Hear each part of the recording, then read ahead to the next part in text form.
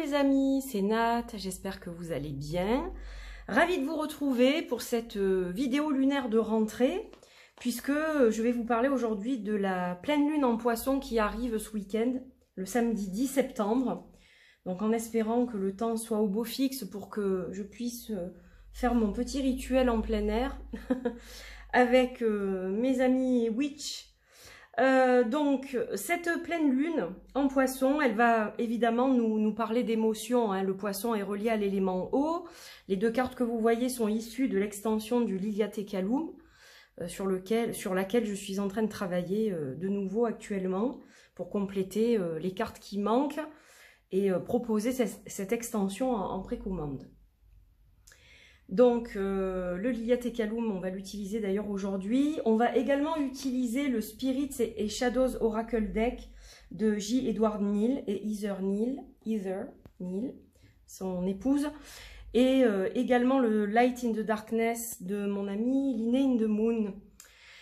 Pourquoi des jeux sombres? Tout simplement parce que ces jeux-là, alors sombres et clairs à la fois, mais ce sont des jeux très psychiques. Et cette pleine lune en Poisson, elle nous emmène là-dedans, justement, dans notre psychisme, au plus profond de notre cerveau, de nos pensées, de notre âme.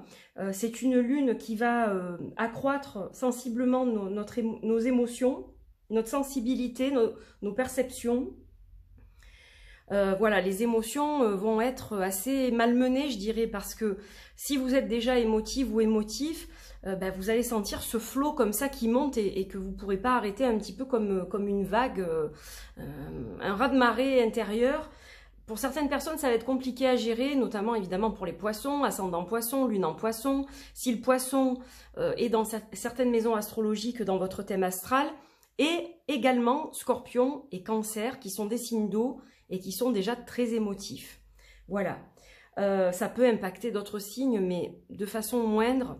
Mais ces signes-là, vous allez être bien sûr plus impactés. Et pareil, si vous avez un ascendant ou un signe lunaire en cancer ou en scorpion, ou un placement dans votre thème astral qui est dans une maison qui régit tout ce qui est émotionnel, etc., bon ben là, vous allez le sentir passer aussi, hein. Donc quelque part, c'est une lune qui va vous inviter justement à prendre du recul par rapport au quotidien et à l'impact qu'ont certaines choses sur votre quotidien. Il y a des choses qui sont plus ou moins sérieuses, plus ou moins graves. Des fois, d'une petite chose, on en fait une montagne. Et en fait, cette lune, elle vous invite, si vous voulez, à prendre du recul par rapport à ces choses-là, parce que finalement, elles sont pas graves.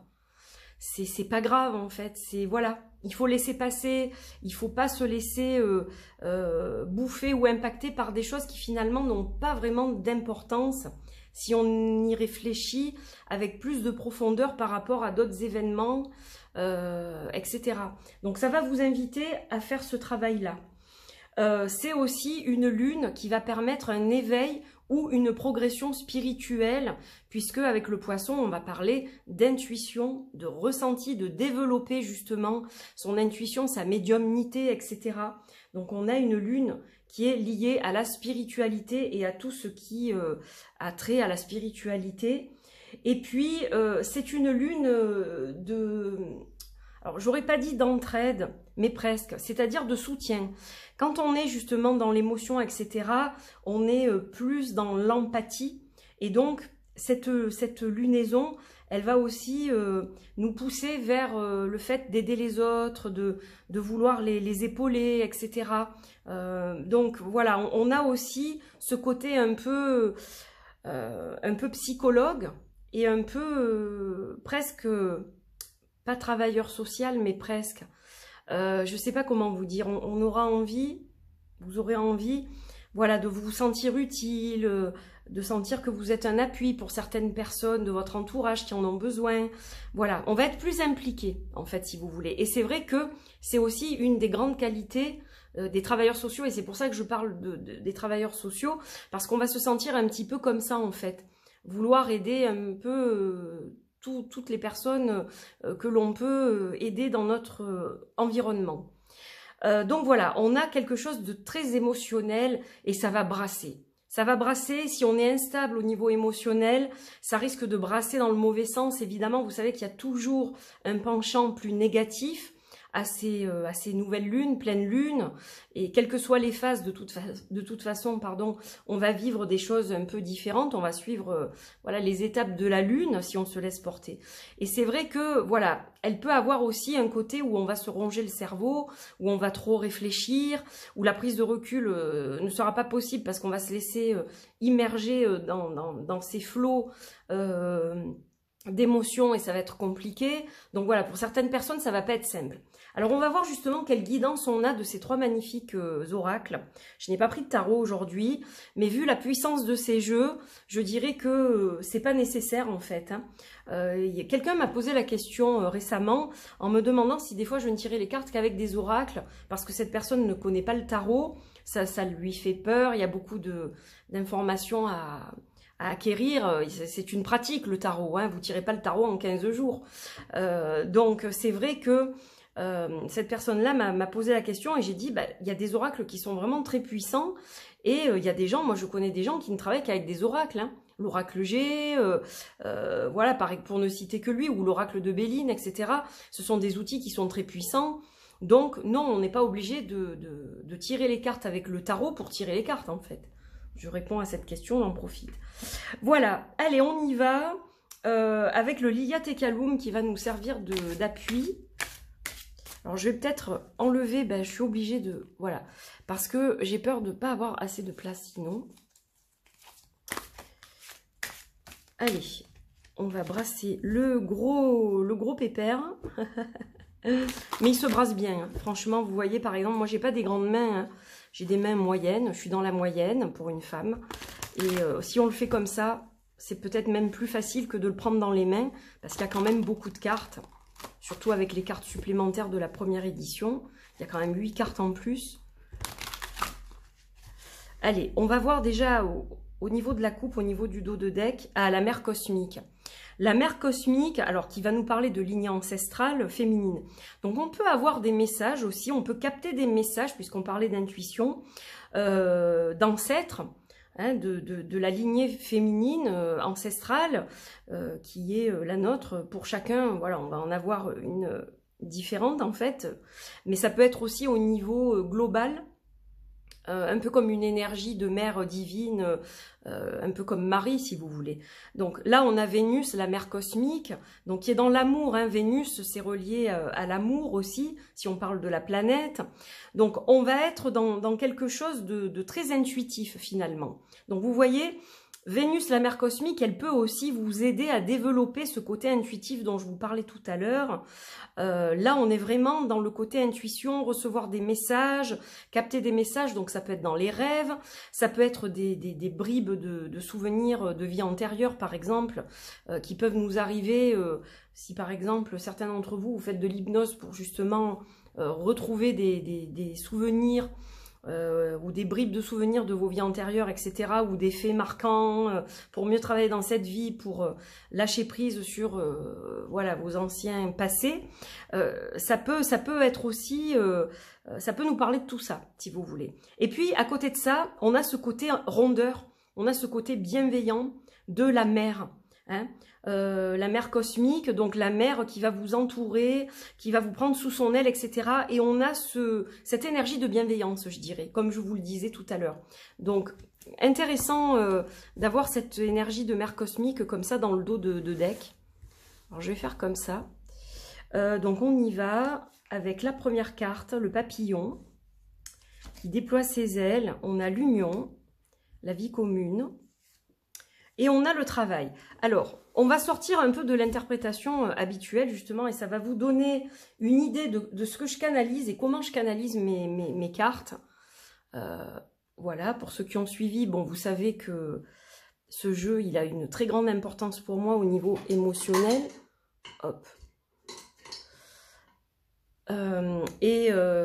Oui, il est très spécial pour moi parce qu'il contient beaucoup de ma vie personnelle aussi, sans rentrer dans les détails, parce que j'en ai déjà un peu parlé, etc.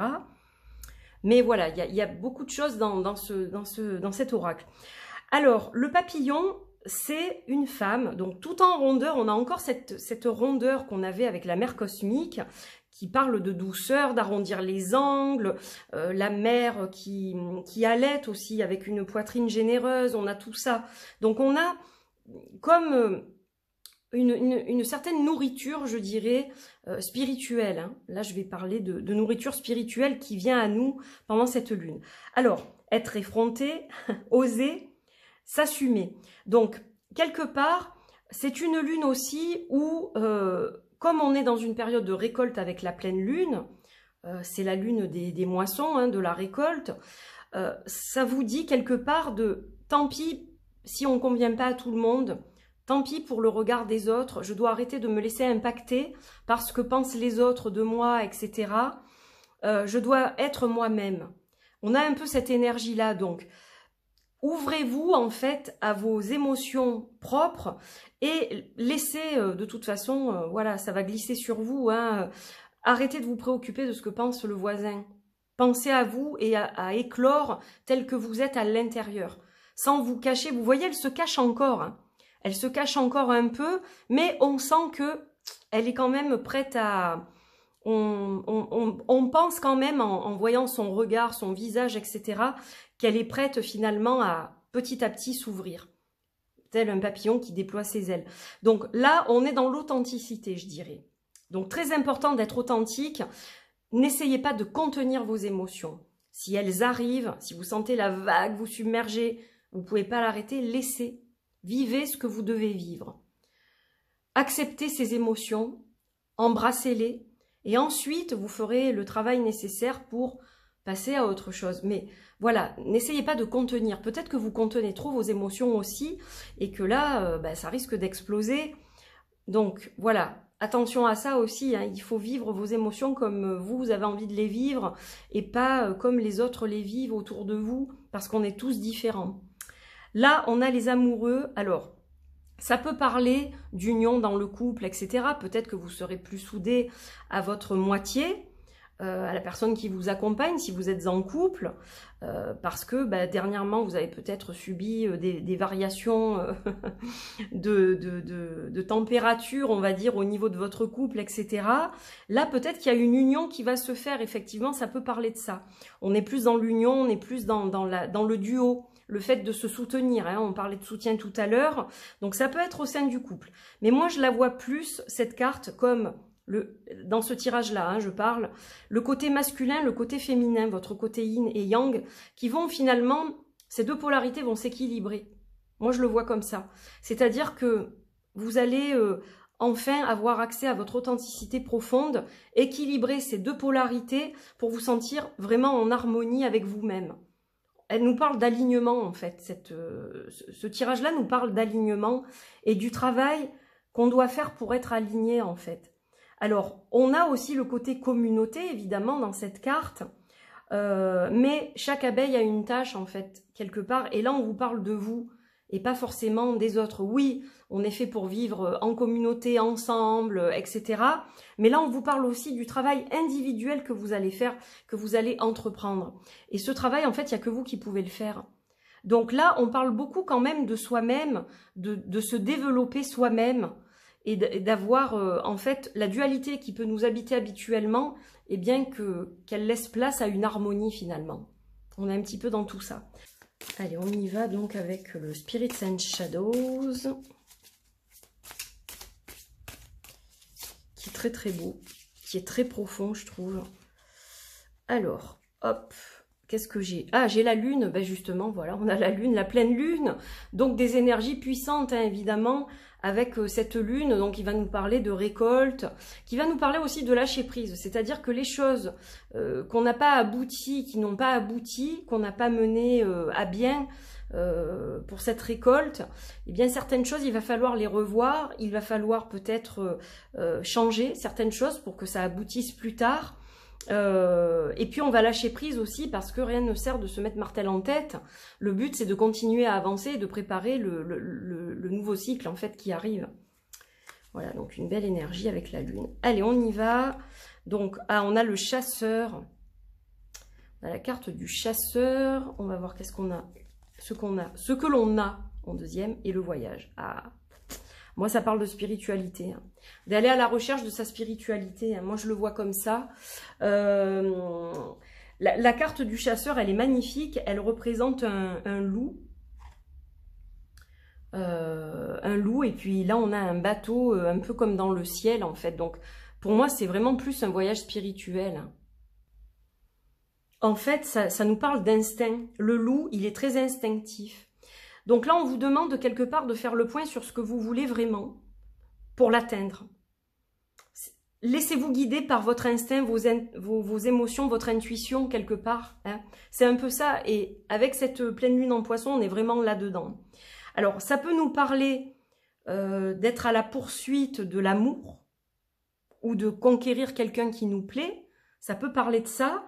Ça peut aussi parler de spiritualité et donc, comme je vous disais, d'équilibrer notre côté masculin, féminin pour être en harmonie et avoir une ouverture spirituelle, grimper quelque part les marches pour atteindre un niveau plus élevé.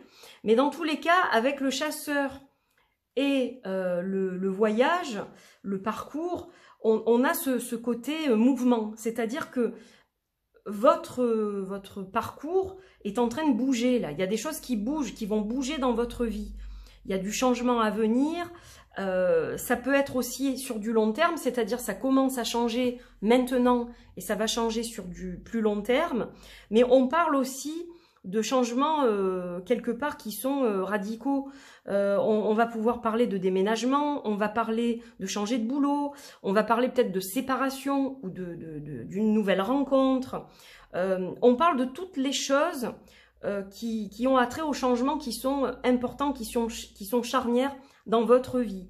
Ça peut aussi parler, puisqu'on a quand même l'amour ici, on a le labeur, le dur labeur aussi quelque part. Le fait de faire les choses petit à petit, c'est ça qui va donner le miel, hein, voilà. Eh bien, on peut parler de longue distance. On peut parler d'une relation longue distance avec tout ça. Parce que c'est un travail de longue haleine de maintenir cette relation équilibrée. C'est pas une chose facile, mais on vous dit ne lâchez pas parce que quelque part, au bout, il y a un résultat. Si vous voyez, c'est pas vain. Simplement, il faut s'accrocher, c'est quelque chose qui prend du temps. Voilà. Donc, on peut avoir aussi ce message-là à travers ces cartes. On a beaucoup de messages, en fait, qui vont parler. Alors, évidemment, vous prenez ce qui vous parle, le reste, vous le laissez. Il y a des choses qui vont vous parler, d'autres moins. Et puis, vous pouvez aussi avoir votre propre interprétation par rapport aux cartes quand vous les voyez.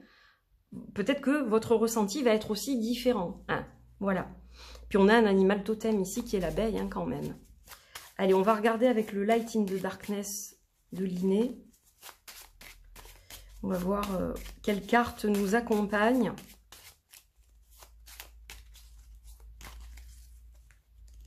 On va juste en piger une. Oh, qu'est-ce qu'elle est belle en plus, celle-là. Elle est juste magnifique. Je vais la mettre là pour que vous puissiez la voir comme il faut. C'est quelle carte, ça? J'ai même pas... On a le numéro 17. 1 plus 7, ça fait 8. L'infini. Donc, la carte numéro 17 qui est absolument magnifique, hein. Moi, j'aime beaucoup les couleurs. On a comment dire, la nature qui ressort avec les fleurs, avec l'oiseau. Elle a comme des feuilles qui poussent, qui viennent de sa tête quelque part. Donc, elle est vraiment sublime. Et elle va parler d'abondance. Moi, elle me fait penser à Gaïa un peu, hein. C'est la terre-mère, ça. Tout à l'heure, on avait Vénus, la mère cosmique. Là, on a la terre-mère. Donc, je m'approche. J'espère que vous la voyez bien. Donc, elle va nous parler d'abondance. Elle va nous parler de nous enraciner. Elle va nous parler d'épanouissement. Donc, là, on est clairement dans une évolution spirituelle. Elle va nous parler de créativité aussi, cette carte. Elle est un peu reliée pour moi à la carte de l'impératrice dans le tarot. Donc, tout ce qui est créatif, artistique, etc. On est dans la nature, dans la récolte, encore une fois. Se connecter à ceux qu'on a récoltés, se connecter à la nature, se connecter à son corps, à son âme. On a un petit peu tout ça, on a la reliance entre le ciel et la terre aussi, hein. On a un petit peu tout ça. Donc là, cette carte, elle va vous parler de votre nature profonde aussi pour moi. De votre nature profonde et de continuer à cultiver cette nature profonde. Pour la faire germer à l'extérieur de vous et qu'elle puisse avoir aussi un impact positif sur votre entourage. Voilà, donc on est dans des énergies de bienveillance, encore une fois, avec une autre mère qui vient à vous. On avait Vénus, côté ancestral, plus spirituel, et là on a plus le côté ancré dans la matière, avec Gaïa, la terre-mère, en quelque sorte. Voilà, bon, j'espère que ça vous parle, tout ça. Dans tous les cas, il y a des choses qui sont ancrées, et que vous devez vraiment laisser sortir à l'extérieur pour vous développer, pour évoluer, hein, pour votre expansion, je dirais. C'est vraiment très important. Donc, elle va vraiment brasser cette lune. Préparez-vous, préparez bien vos petits rituels. Voilà, je vous souhaite plein de belles choses dans tous les cas. Je vous remercie d'avoir suivi cette vidéo. N'oubliez pas de vous abonner, de liker, de partager, de commenter. Je reviendrai vers vous évidemment dans les commentaires. Je vous embrasse très fort. Et puis, n'oubliez pas que vous pouvez aussi encore précommander le Wind of Love Oracle, un jeu sur l'amour, le sexe et les relations, jusqu'au 24 septembre sur mon site. Et vous avez tout en barre d'infos. Je vous fais des bisous, je vous dis à très très vite pour de nouvelles aventures. Portez-vous bien et belle rentrée à tous. Bye bye.